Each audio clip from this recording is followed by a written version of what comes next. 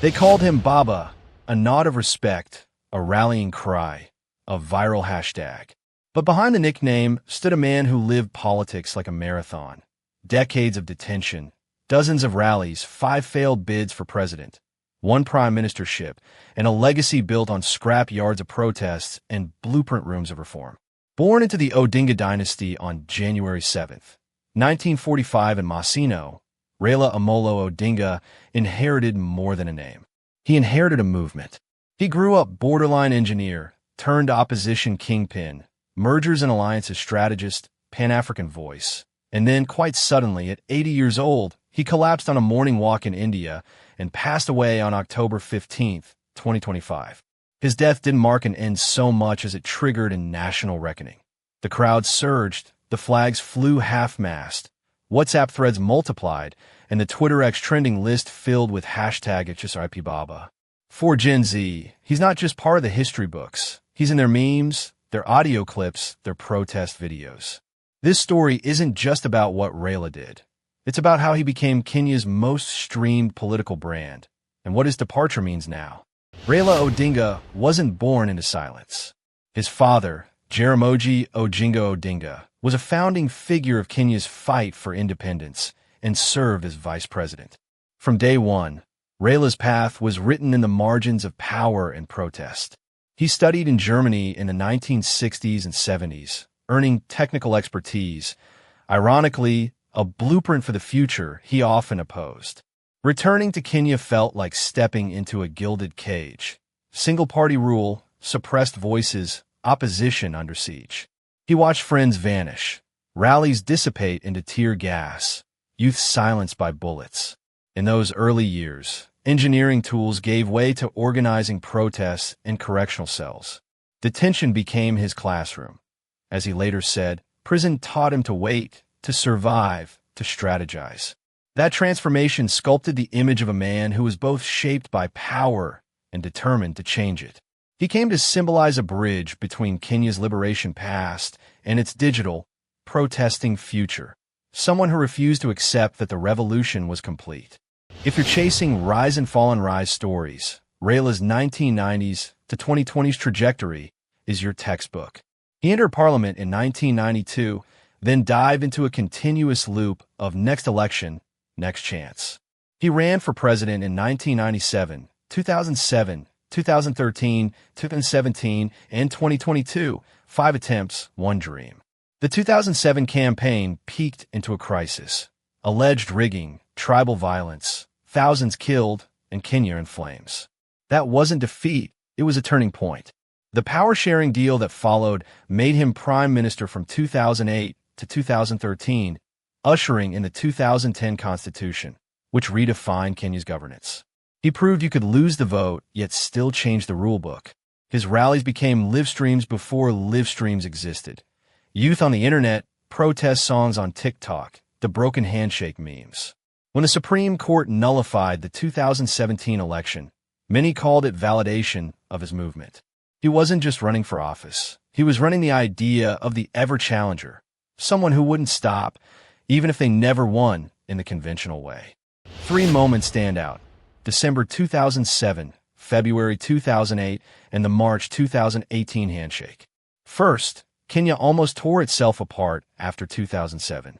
Then, the power-sharing deal brought Raila into official power, and the 2010 Constitution dropped like a mega update for Kenya's system.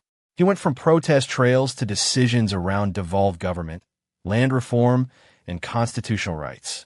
Then came 2018, Raila's unexpected handshake with President Uhuru Kenyatta. Live on national TV, shifted politics again. Alliances changed, narratives shifted, and Raila repositioned. No longer only resistance, but also kingmaker and senior statesman. For Gen Z watching their live clips back, these weren't just peace deals. They were meme-rich, headline-heavy plotting. Meanwhile, youth-led protests in 2021 pointed back to the fact that Raila's unfinished revolution narrative remained alive. His legacy became less about one office and more about generational energy. On the world stage, Raila was invited. He dealt with Kenyan diaspora audiences in London, Brussels, Washington, and African uniforms. But back home, Baba remained rooted in hometown memory sessions, lakefront rallies in Kisumu, and the muddy roads of Western Kenya.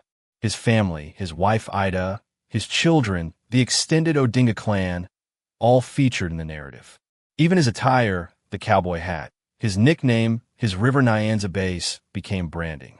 For content creators and memers, there's the soundtrack, Baba Chief, posters, rally chants, trending hashtags. That brand, I will not give up, made him viral long before viral was a word. He converted legacy into an image into influence, influence into votes and protests. And in the era of live stream everything, his speeches, audio clips, and slogans were recycled across platforms, making him part of Kenya's digital DNA. In early October 2025, Raila traveled to India for medical care. On October 15th, while walking outside Devamata Hospital in Kochi, Kerala, he collapsed of a cardiac arrest. He was declared dead at age 80. His death was sudden, but the impact was immediate. Thousands stormed Jomo Kenyatta International Airport when his body arrived October 16th. Police fired live rounds at mourning crowds at a public viewing in Nairobi. Deaths and injuries followed. President William Ruto declared 7 days of national mourning. Flags flew half-mast. Funeral processions stretched for miles. Burial was held October 19th in Bondo, Siaya County, his home ground. In Gen Z terms, the live stream died, but the after-party started.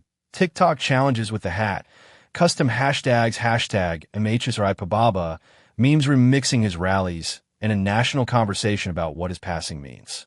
For a nation built on his energy, losing Raila is like your favorite playlist deleting itself. 1 minute you're listening, the next you're buffering the silence. Now that Baba is gone, Kenya's political terrain is wide open. Raila's Orange Democratic Movement, ODM, and his Azimio coalition face a successor myth that may be harder to fill than the man himself. Gen Z creators will sample his speeches. Protest videos will still feature his clips. TikTok musicians will drop tracks with Odinga riffs. But power doesn't always flow smoothly from myth. Without the man, the movement risks factionalism, digital nostalgia, and realpolitik ascendancy from those who opposed it. Will Kenya see a new face rise? A community-based leader? A technocrat from digital Kenya? Or will the vacuum be filled by broader systemic change? Less personality, more policy? Raila's legacy is in the appendices of Kenyan history now. But its real test will be how many tomorrow's leaders borrow his tactics of refusal, reform, and repeat without becoming him. He never led Kenya as president, but he helped redefine what leadership looks like in an age where tweets travel farther than manifestos, where protest polls mean more than parades, and where the hashtag matters as much as the ballot. Raila Odinga walked the long walk so others could sprint. He held the tension, defied regime, negotiated pacts, and died with his flag draped around his casket. For Gen Z, he's more than legacy. He's a remixable figure, a cultural asset, an algorithm in human form. Kenya didn't lose a politician. It lost a brand, an era, and a voice that refused to disappear quietly. And just like the best viral moments, his closing chapter doesn't feel final. It feels like a prelude. The download done, but the software update still installing.